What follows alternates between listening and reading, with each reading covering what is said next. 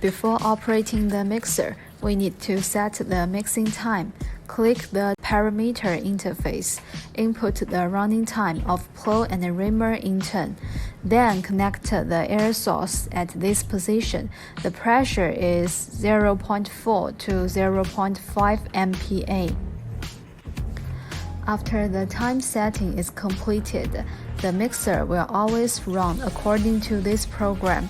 If you are equipped with a batching system, the feeding will be carried out automatically by the batching system. If there is no batching system, we need to feed manually at the feeding port. In order to prevent the discharge of materials in the process of mixing, it equips with cylinder device at the feeding port and the discharging port, which plays a sealing role. Before feeding, we need to turn the run mode to manual and turn the feeding knob to open. Put the raw materials into the mixer according to the ratio and turn the feeding knob to close. Then the run mode should also turn to automatic side. For the sake of safety, a manual limit pin is set on the side of the mixer. When we start the mixer, we must insert the pin.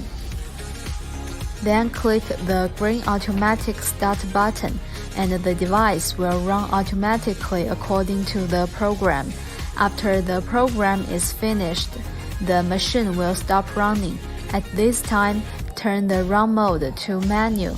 Also turn the discharge knob to open. Then remove the manual limit pin. Control the discharge switch above the air source to discharge the raw materials. When we press discharge switch, we should press the button continuously rather than keep pressing all the time.